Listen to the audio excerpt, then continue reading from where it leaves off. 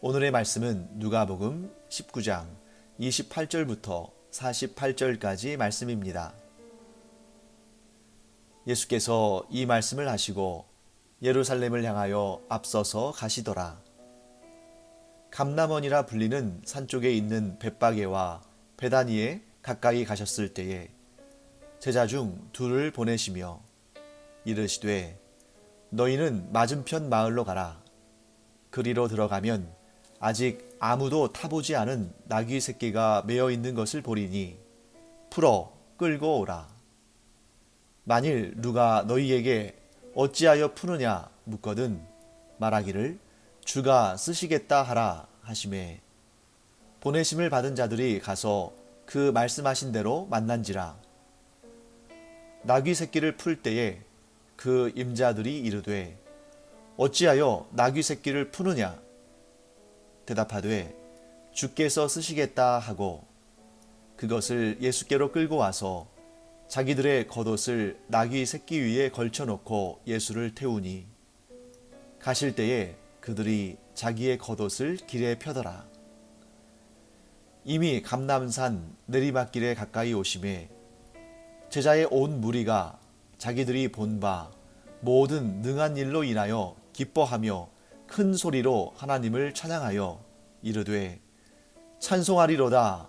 주의 이름으로 오시는 왕이여 하늘에는 평화요 가장 높은 곳에는 영광이로다 하니 무리 중 어떤 바리새인들이 말하되 선생이여 당신의 제자들을 책망하소서 하거늘 대답하여 이르시되 내가 너희에게 말하노니 만일 이 사람들이 침묵하면 돌들이 소리 지르리라 하시니라. 가까이 오사 성을 보시고 우시며 이르시되 너도 오늘 평화에 관한 일을 알았더라면 좋을 뻔하였거니와 지금 내 눈에 숨겨졌도다. 날이 이를지라 내 원수들이 토둔을 쌓고 너를 둘러 사면으로 가두고 또 너와 및 그 가운데 있는 내 자식들을 땅에 메어치며 돌 하나도 돌 위에 남기지 아니하리니 이는 내가 보살핌 받는 날을 알지 못함을 인함이니라 하시니라. 성전에 들어가사 장사하는 자들을 내쫓으시며 그들에게 이르시되 기록된 바 내 집은 기도하는 집이 되리라 하였거늘 너희는 강도의 소굴을 만들었도다 하시니라. 예수께서 날마다 성전에서 가르치시니 대제사장들과 서기관들과 백성의 지도자들이 그를 죽이려고 꾀하되 백성이 다 그에게 귀를 기울여 들으므로 어찌할 방도를 찾지 못하였더라. 오늘 본문에서 예수님은 예루살렘 성을 향하여서 계속 나아가십니다. 그래서 이제 얼마 안 있으면 예수님께서 예루살렘 성에 입성하실 때가 됩니다. 예루살렘 주민들은 예수님을 맞이할 준비를 하고 있겠죠. 그런데 예수님께서 메시아시라는 사실을 예수님도 알고 계시고 예루살렘 백성들도 그 거민들도 알고 있습니다. 그런데 그 메시아가 어떤 메시아인가 하는 것에 대해서는 서로 다른 시선을 가지고 있습니다.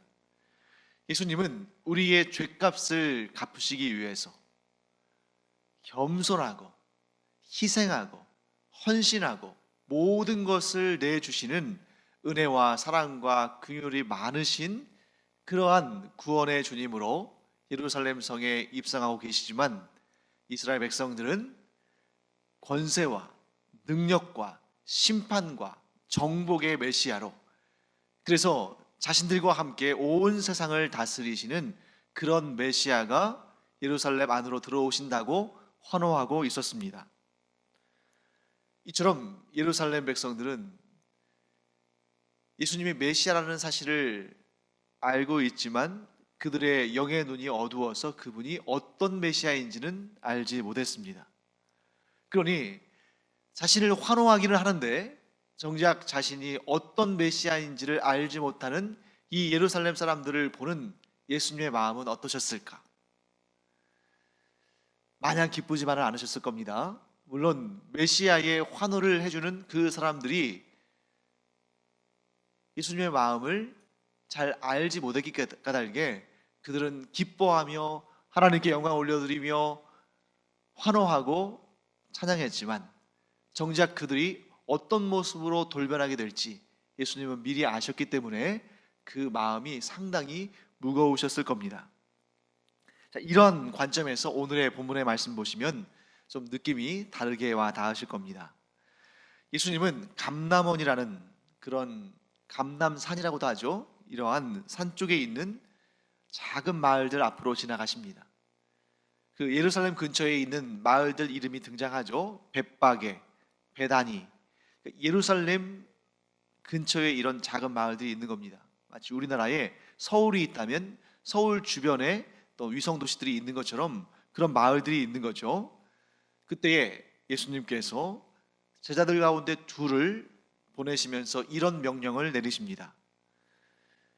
건너편 마을에 가면 아무도 타보지 않은 나귀 새끼가 매어 있는 것을 보게 될 것이다. 그러면 그것을 풀어서 끌고 와라. 그런데 만일 누가, 아마도 그 나귀 새끼의 주인이겠죠? 누가 왜 그것을 풀어 가지고 가느냐 하고 묻거든 주가 쓰시겠다 하라 라고 예수님은 말씀하셨습니다. 예수님은 왜 나귀 새끼를 풀어오라고 하셨을까?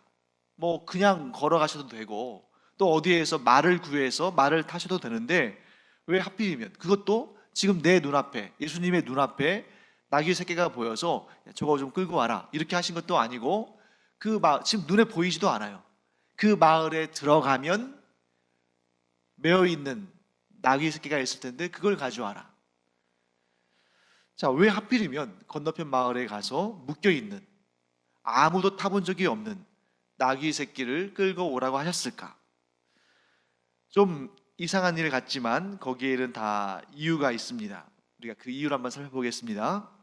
자, 일단 여기에서 예수님께서 말씀하신 나귀 새끼, 좀 어감이 좀 안 좋게 들릴 수도 있죠. 그러니까 새끼 나귀라고 말하는 것이 조금 더 자연스러울 수 있겠습니다.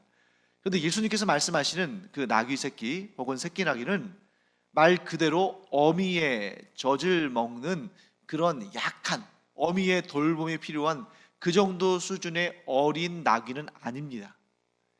여기에서 나귀 새끼라고 말씀하실 때에는 그 앞에 수식어가 붙는 것처럼 아직 사람을 태워본 적이 없는, 그러니까 나귀가 이제 어느 정도 자라서 사람을 태울 정도 수준은 됐는데 그러나 아직 정식으로 사람을 태워본 적이 없는 그런 나귀라는 것을 우리는 알아야 합니다. 그러면 왜 예수님은 이런 사람이 타본 적이 없는 이런 나귀를 풀어서 가져오라고 하셨을까? 예수님께서 하시는 말씀은 그 어떤 한마디의 말씀도 그냥 아무 의미 없이 그냥 이렇게 그냥 툭 던지듯이 하시는 말씀이 아니라 굉장히 중요한 의미를 담고 있는 말씀들이고, 특히 이 예루살렘에 입성하시고 또 그곳에서 순환당하시고 또 십자가에 달려 죽으시고 또 십자가에 달려 죽으신 다음에 사흘 만에 부활하시고 승천하시기까지 이 예루살렘에 관련되어 있는 이 말씀들은 대부분 하나님의 구속사와 연결된 구약의 예언들과 직접적으로 연결이 됩니다. 그러니까 예수님께서 하신 말씀을 우리가 들을 때에 왜 이 말씀을 하셨을까? 궁금하시다면, 의문이 든다면, 예수님의 이 말씀이 구약의 어디에 기록된 예언의 말씀일까? 예수님께서 지금 구약에 예언된 하나님의 그 구속사의 예언들 가운데에 어떤 말씀을 지금 인용하시면서 그 구약의 예언을 이루려고 하실까? 그러니까 예수님께서 지금 제자 둘을 보내셔서 건너편 마을에 보내셔서 나귀 새끼를 끌고 오라고 하시는 그 말씀은 구약의 하나님의 구속사의 그런 내용들을 예언하신 말씀 가운데에 어떤 예언의 말씀을 성취하고자 하신 것입니다. 그러면 이 나귀 새끼와 관련되어 있는 구약의 예언은 어디인가? 스가랴서 9장 9절의 말씀입니다. 예수님은 지금 스가랴 선지자를 통해서 하나님께서 예언하신 그 메시아에 관한 예언, 곧 하나님의 구속사의 그 중요한 예언을 지금 성취하시는 그러한 상황 가운데 있으신 거죠. 스가랴서 9장 9절은 이렇게 말씀하고 있습니다. 시온에 따라 크게 기뻐할지어다. 예루살렘에 따라 즐거이 부를지어다. 보라, 내 왕이 내게 임하시나니 그는 공의로우시며 구원을 베푸시며 겸손하여서 나귀를 타시나니 나귀의 작은 것 곧 나귀 새끼니라. 자, 여기에 나귀 새끼라는 그러한 예언의 말씀이 등장하죠. 그래서 예수님께서는 아무도 타본 적이 없는 나귀 새끼를 풀어서 가져오라. 그래서 그 나귀를 타겠노라 하고 말씀하시는 것입니다. 스가랴서 9장 9절의 예언을 성취하시는 것이죠. 뿐만 아니라 예수님께서는 이 나귀 새끼를 타심으로 두 가지의 아주 중요한 의미를 나타내셨습니다. 첫째, 예수님은 정복의 메시아, 지금 이 예루살렘 사람들이, 이 유대인들이 꿈꾸고 있고 바라고 있고 지금 원하고 있고 소리치고 있는 그 정복의 메시아로, 심판주로 오신 것이 아니라 겸손한 메시아, 곧 하늘 영광을 버리시고 죄인들의 죄값을 대신 갚으시기 위해서, 곧 종이 되기 위해서, 대신 죽으시기 위해서 이 땅에 오신 겸손한 메시아이심을 드러내신 것입니다.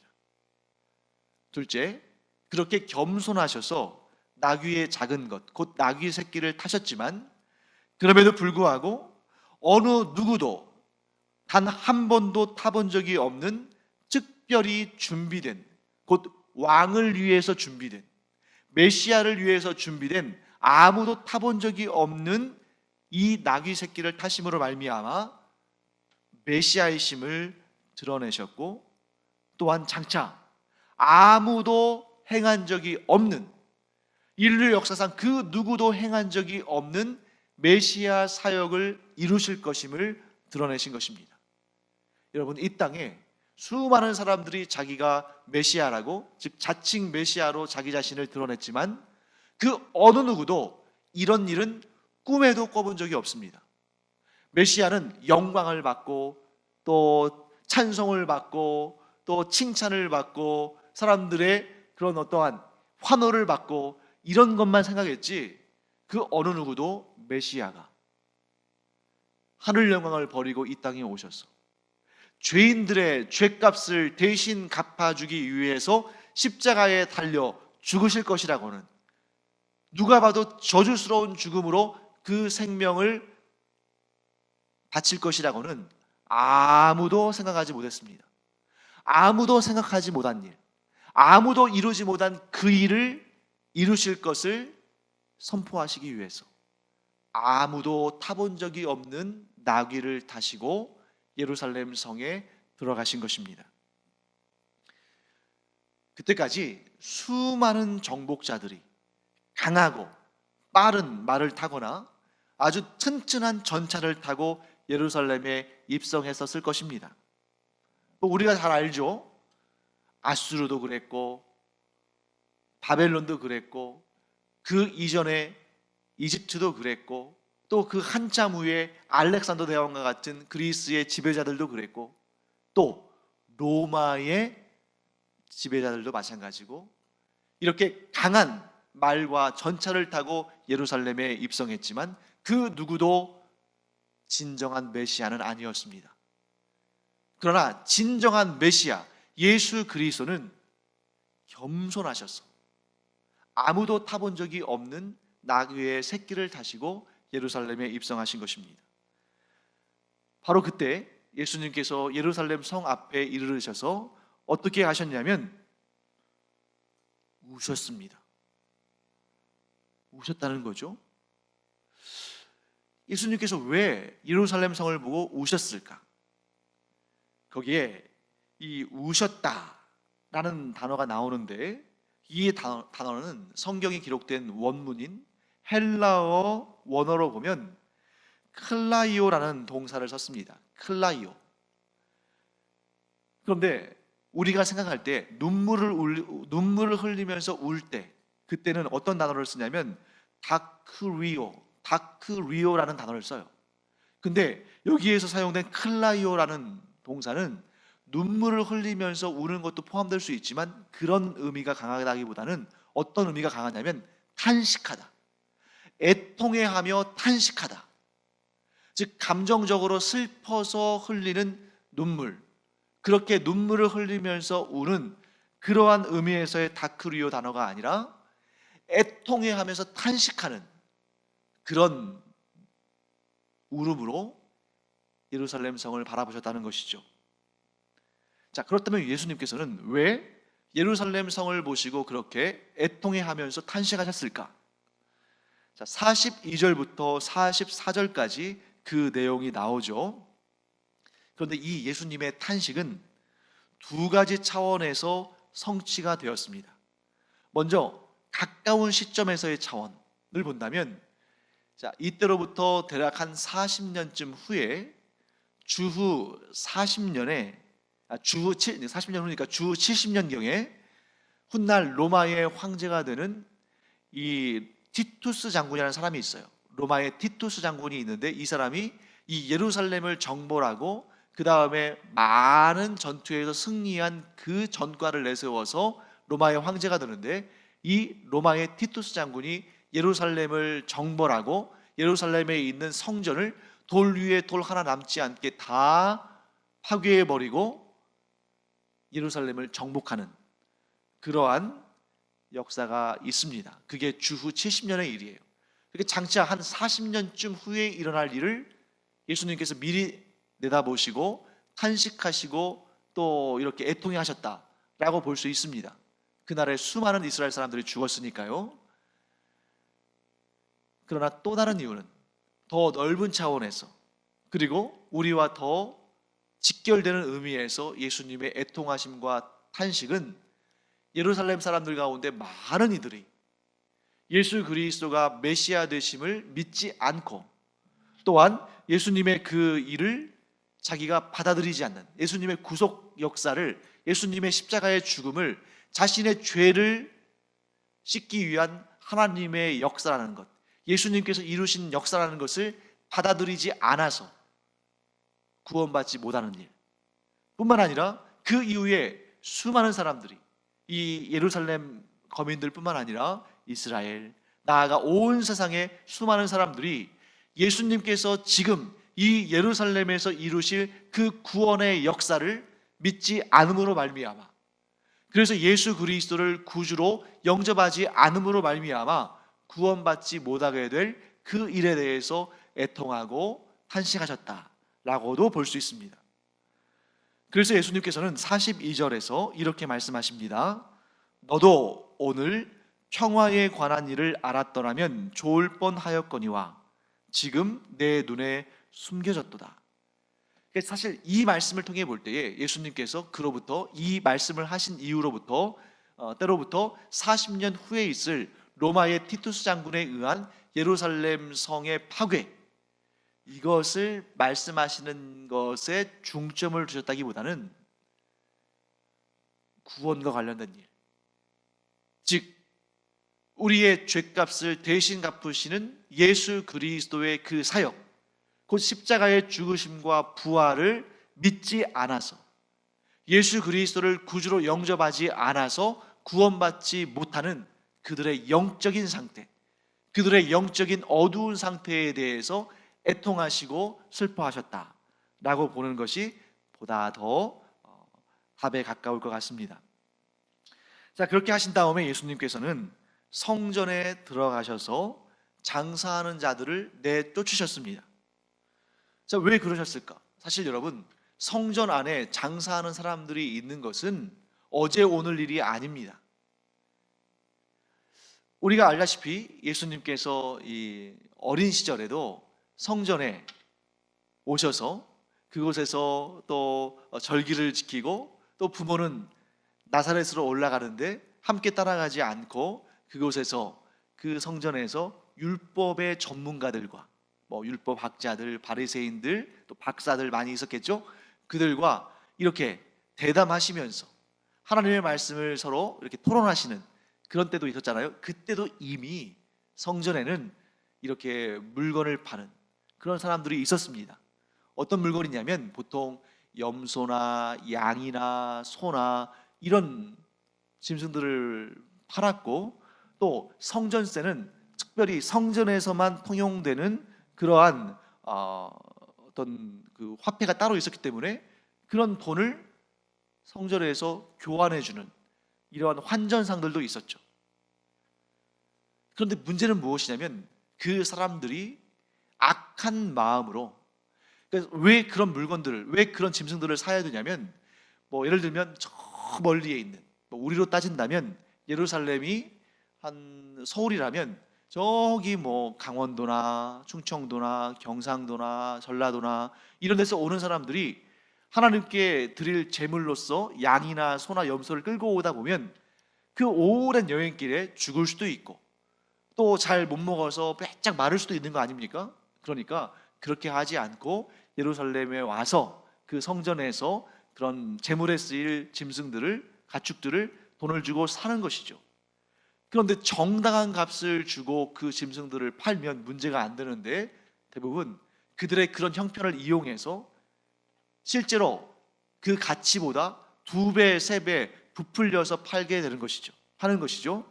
그러면 이 사람들은 비싼 돈을 지불하고 어쩔 수 없이 그 짐승들을 사는 것입니다. 예수님께서는 그런 행위를 강도의 행위라고 보신 것이죠. 예수님께서 그래서 그들을 몰아내신 것입니다. 그리고 그 돈을 바꾸는 환전사들의 그 돈판을 엎으신 거죠. 예수님께서 이렇게 말씀하셨습니다. 내 집은 기도하는 집이 되리라 하였거늘 너희는 강도의 소굴을 만들었도다. 이 말씀은 이사야서 56장 7절과 예레미야서 7장 11절을 인용하여 말씀하신 것입니다. 자, 이 말씀을 하시면서 예수님께서 성전에서 장사하는 사람들을 내쫓으셨는데, 예수님께서 이 성전에서 강도의 마음을 가지고 장사하는 사람들을 내쫓으신 행위는 무엇과 같냐면, 이 성전은 내 집이다 라고 말씀하시는 것 같았습니다. 만일 예수님께서 이 성전의 주인이 아니라면, 아니 성전에서 지금까지 늘 그래왔듯이 장사하는 사람들을 내쫓으실 권한이 없으신 거죠. 그런데 예수님께서 그들을 내쫓으셨을 때에는 무슨 메시지를 전하시는 거냐면, 이 집은 내 집이다. 곧 하나님의 집인 성전은 나의 집이다. 그런데 왜 너희들은 이 기도로 채워져야 할 성전을 강도의 욕심과 탐욕으로 채우느냐 하고 내쫓으신 것입니다. 그래서 예수님께서는 이 집은, 이 성전은, 하나님의 집인 이 성전은 곧 나의 집이다 하고 선포하셨죠. 그리고 자신의 집인 성전에서 자신의 가르침을 가르치셨습니다. 그 성전에서 날마다 하나님의 말씀을 가르친 거예요. 뭘 의미합니까? 내 집에서 나의 가르침을 너희에게 주겠노라 하고 말씀하신 것입니다. 그때 백성들이 다 그 말씀에 귀를 기울였습니다. 그래서 바리새인들이랄지 유대의 종교 지도자들이 예수님을 그 성전에서 몰아내고 쫓아내고 싶었지만 그렇게 할 수 없었던 거죠. 왜? 백성들이 다 예수님의 말씀에 귀를 기울이니까. 그러면 왜 백성들은 예수님의 말씀에 귀를 기울였을까?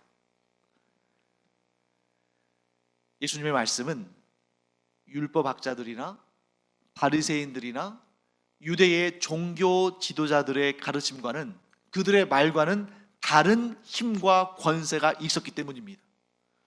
왜 예수님의 말씀에 권세와 힘이 있었을까?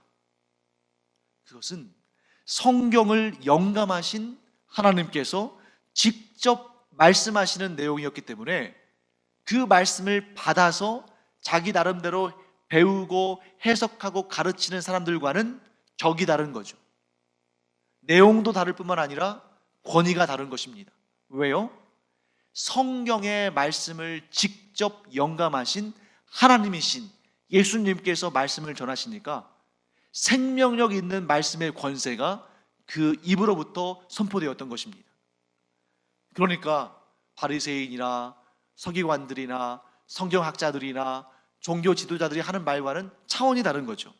그러니까 사람들이 몰려들어서 그 말씀을 듣기를 시작합니다. 그러니까 이 유대의 종교 지도자들이 예수님을 성전에서 내쫓고 싶어도 쫓지 못하는 것이죠. 그들이 할 수 있는 방법 딱 한 가지밖에 없었습니다. 무엇입니까? 예수님을 죽이는 방법.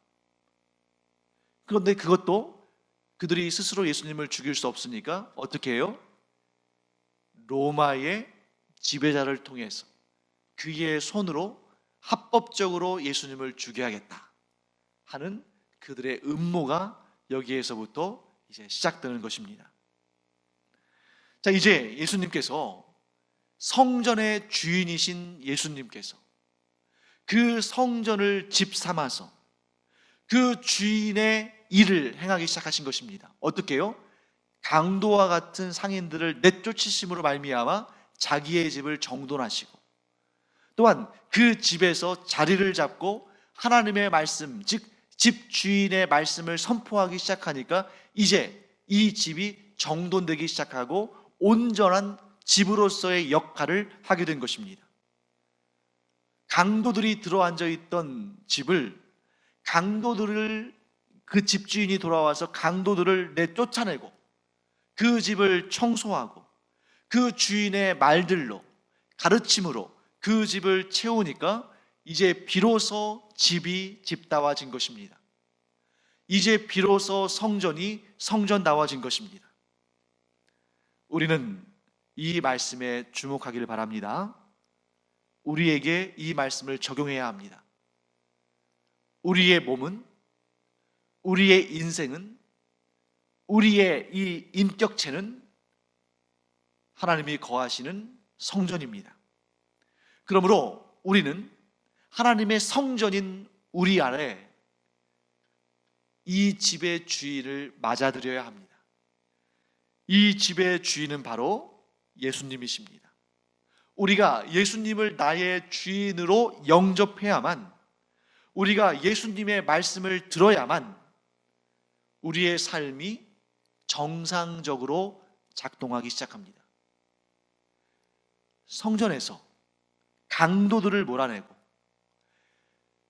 이 집의 주인인 예수님이 그 집 안에 오셔서 자리를 잡으시고 청소를 하시고 주인의 말씀으로 선포하기 시작하니까 이 성전이 성전다워진 것처럼 하나님의 성전인 우리의 삶이 예수 그리스도를 구주로 영접하고 예수님께서 우리의 죄들을 청소하시고 또한 예수님께서 그 집의 주인으로서 주인의 말씀을 우리 안에 주실 때에 우리가 그 말씀을 받고 그 말씀대로 살고 실천할 때 우리의 삶이 진정 제대로 된 삶으로 작동하기 시작한다는 것이죠.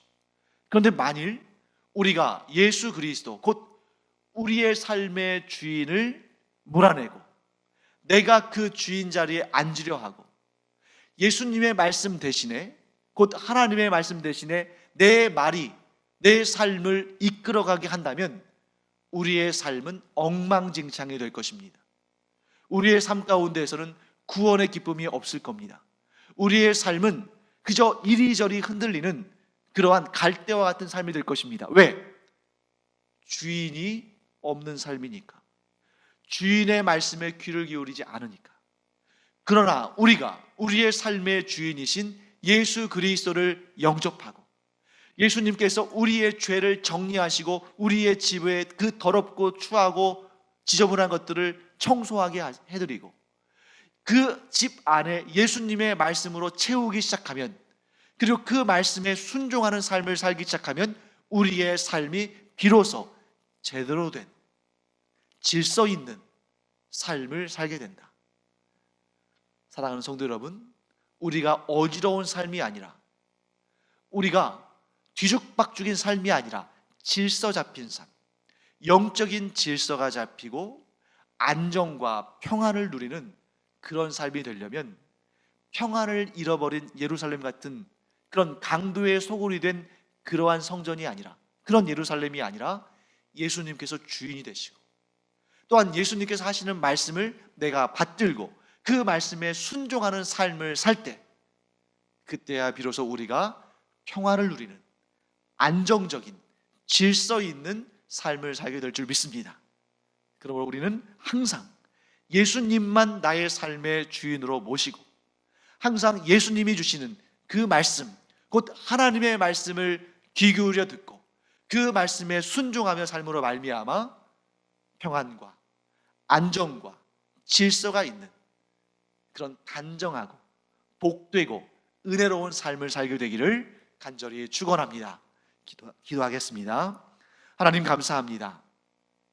예루살렘이 주인 되신 예수님을 영접하지 않았을 때에, 성전의 주인이신 예수님을 몰아내고 자신들이 주인이 되려고 했을 때에 무질서하고 강도가 들끓고 또 고통과 걱정과 염려와 근심이 있는 그러한 안타까운 처지에 놓이게 됐던 것을 봅니다. 그래서 예수님께서 그들의 그 영적인 상태를 보시고 안타까워하고 애통해 하셨습니다. 그러나 저희는 그러한 잘못을 반복하지 아니하고 성전된 우리의 삶의 주인이신 예수 그리스도를 나의 삶의 주인으로 영접하고 예수님의 말씀을 듣고 그 말씀에 순종하는 삶을 살기를 원합니다. 그래서 평안과 기쁨과 만족과 안정과 질서가 잡힌 삶을 살게 하여 주시옵소서.